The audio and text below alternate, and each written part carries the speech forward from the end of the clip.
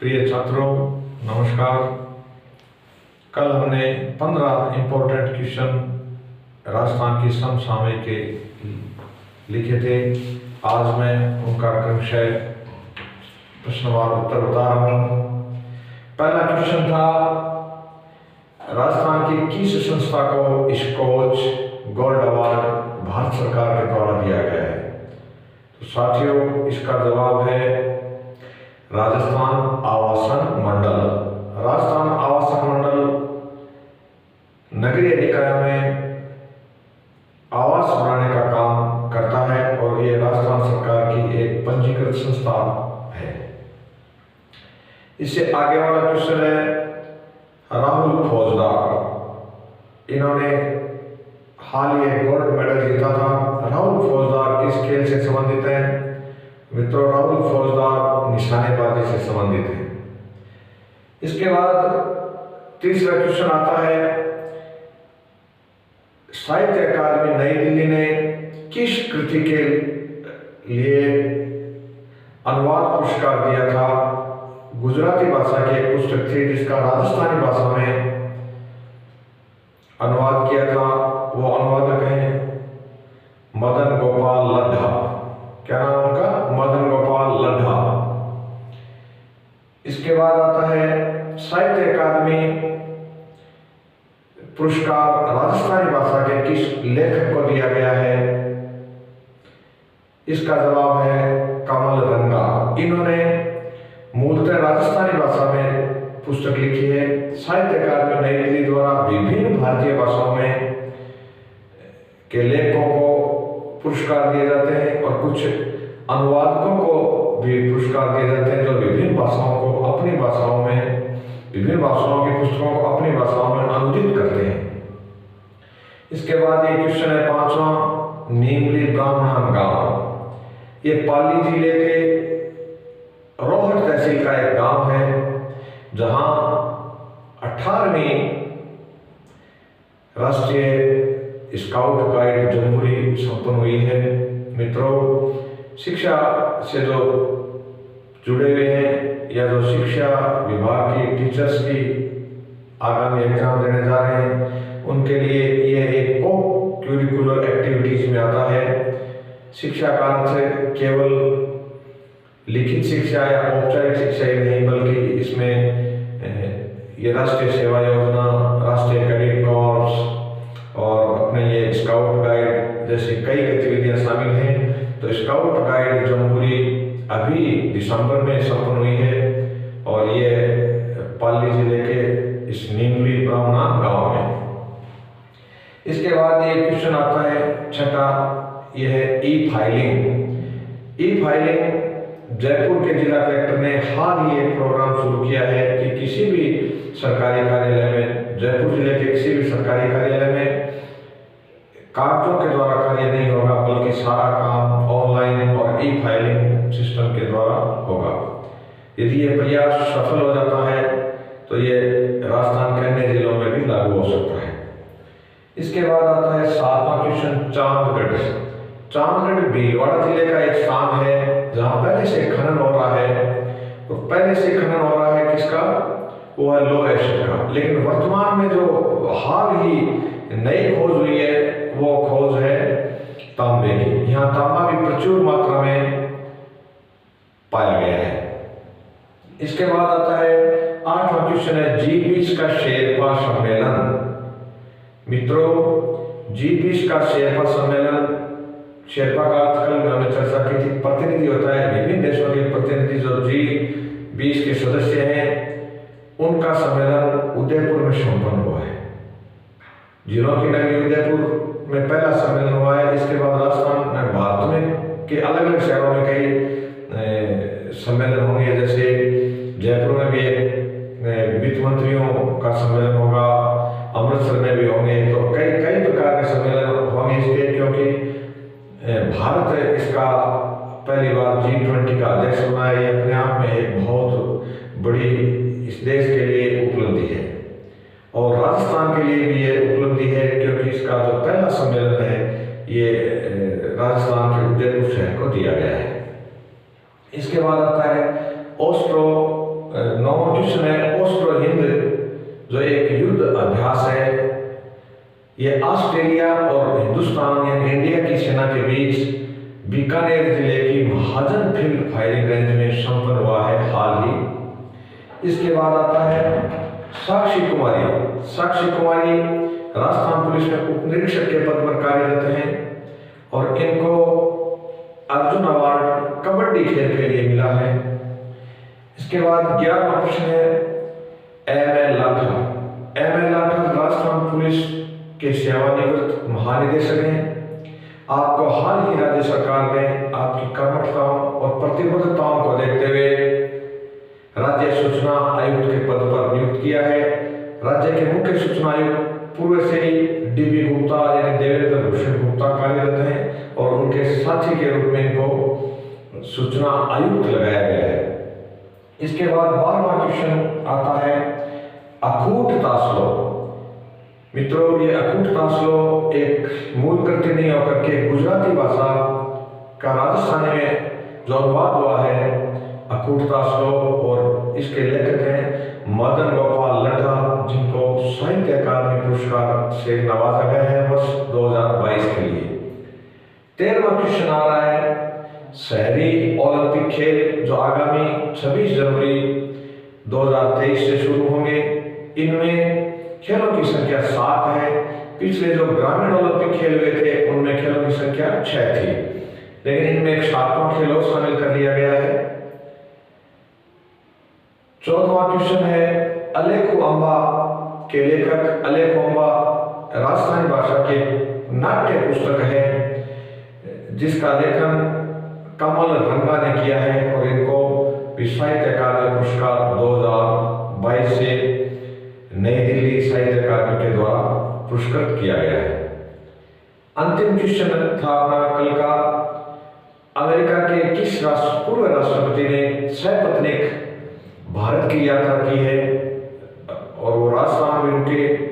वो नाम है बिल क्लिंटन साहब का। वो सपत्नीक यानी हिलेरी क्लिंटन के साथ राजस्थान आए। तो मित्रों, ये अपने कल के क्वेश्चनों के उत्तर हो गए। अब हम आज के और क्वेश्चन करेंगे।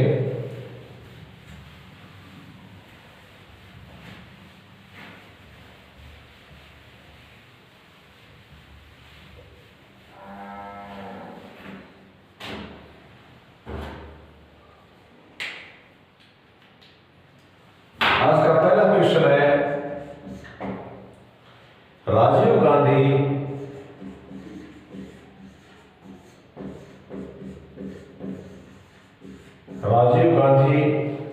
ग्रामीण ओलंपिक खेल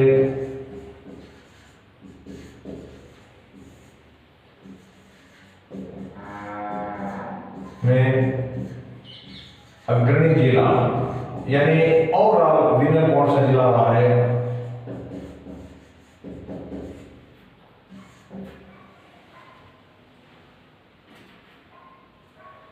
क्वेश्चन नंबर 2 है बिहारी पुरस्कार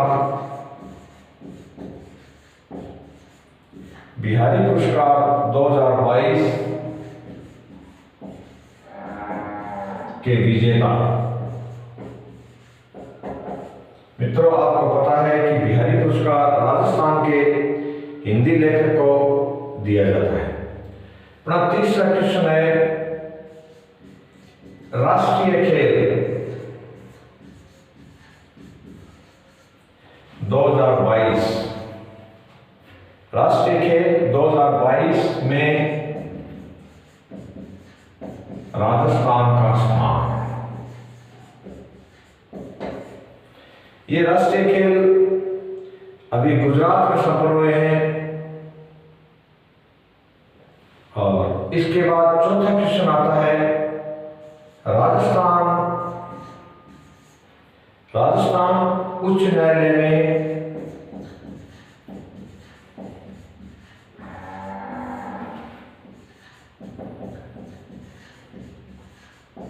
न्यायाधीशों के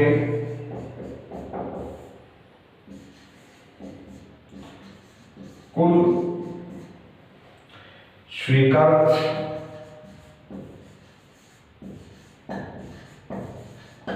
पद कितने हैं?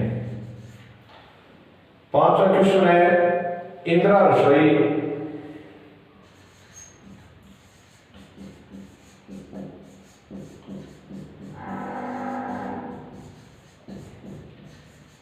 की शुरुआत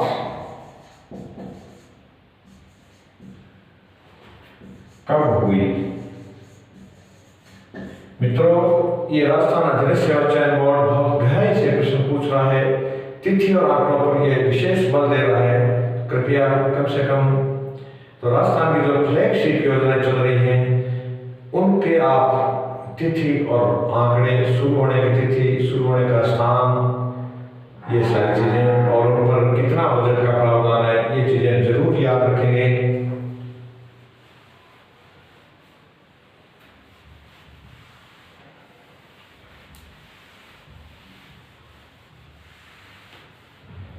छठा क्वेश्चन है,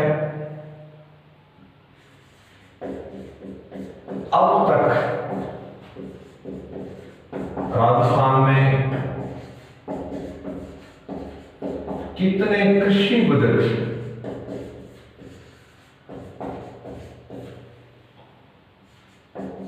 पेश हो चुके हैं?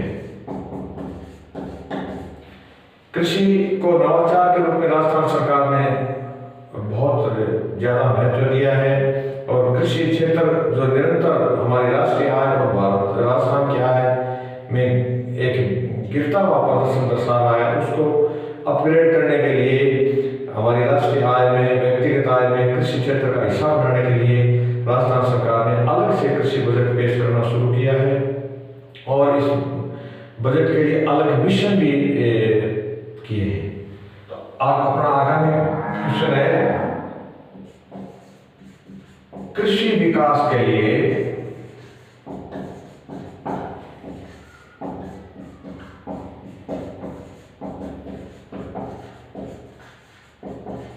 राजस्थान में कितने मिशन शुरू किए गए हैं? मिशन मित्रों एक अभियान को कहते हैं जिसमें तन मन धन से पूर्ण एकाग्रता के साथ किसी कार्यक्रम को शुरू किया जाता है तो उसे हम मिशन कहते हैं। तो राजस्थान सरकार ने कृषि विकास के लिए मिशन अप्रोच बनाई है। इसके बाद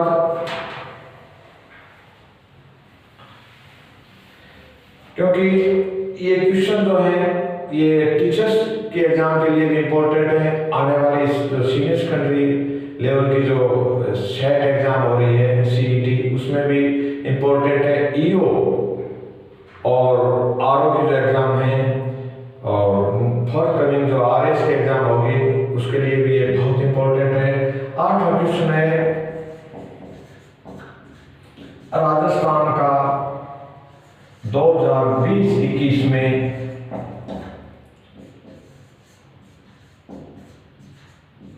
कुल निर्यात कितना था?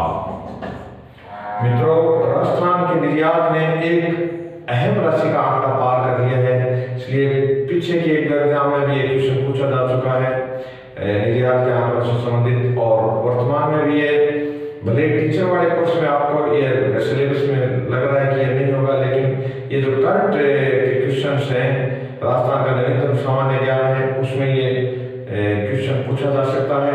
और बाकी अर्थव्यवस्था उसमें सीईटी सीनियर सेकेंडरी लेवल में तो पूरी अर्थव्यवस्था है, इसलिए ये एक रोचक है और आने वाला क्वेश्चन है।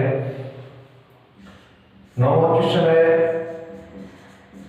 राजस्थान के निर्यात में 3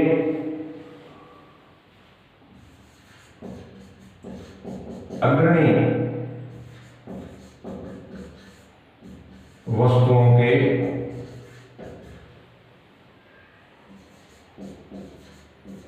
नाम। राजस्थान का जो निर्यात हो रहा है उसमें 3 ऐसी उसमें है जो लगभग 50% को कवर कर रही है टोटल निर्यात वैल्यू के।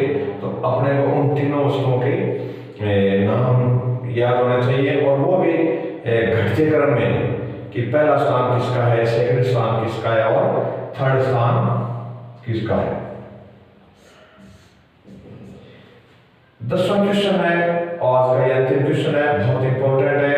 राजस्थान सरकार ने अपनी जो समस्त वो सूचनाएं हैं, विभागों से संबंधित जानकारियां हैं, नियम वगैरह हैं और सामान्य जनता के क्या अधिकार हैं, वो आम जनता को अपने आसपास या घर बैठे उपलब्ध करवाने के लिए या ईमेल तक से बिना शुल्क के उपलब्ध करवाने के लिए एक पोर्टल शुरू किया गया है। उस पोर्टल का नाम है जन सूचना पोर्टल।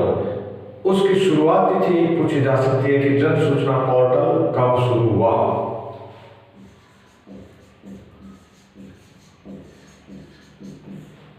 जन सूचना पोर्टल की शुरू होने की तिथि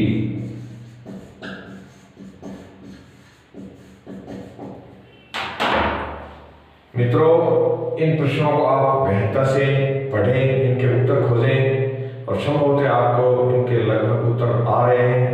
आप कड़ी से कड़ी मेहनत करें और सिर्फ एक चीज में ध्यान रखें कि अपना आत्मविश्वास हमेशा उच्च स्तर का रहे और आप मेहनत करते रहें। साथ साथ शारीरिक और मानसिक ये जो विश्राम है ये भी व्यक्ति को मिलना चाहिए। आप तैयारी करें, 2 घंटे पढ़ें, फिर 10 मिनट का रेस्ट, फिर 2 घंटे पढ़ें, ताकि लगातार आपका जो दिमाग है वो थके नहीं। और फिर एक दूसरा तरीका है कि आप इनका पुनर्बलन, आपने साइकोलॉजी में पढ़ा है कि पुनर्बलन होना चाहिए, प्रत्यास्मरण इनका होना चाहिए। यानी 24 घंटे के अंदर आज हम जो चीज़ पढ़ रहे हैं 24 घंटे के अंदर यदि हम इसको वापस पढ़ लेंगे तो हम इसको भूलेंगे नहीं। आगामी वीडियो में हम 1857 की जो क्रांति है, आउटब्रेक है, उसके बारे में राजस्थान में उसका क्या प्रभाव रहा, कहाँ से वो क्रांति शुरू हुई और किन किन लोगों का योगदान रहा और क्या उपलब्धियां रही, इसके बारे में हम विस्तार से चर्चा करेंगे। मित्रों, आप इसको सब्सक्राइब करना न भूलें, शेयर करना न भूलें और आप मेरे को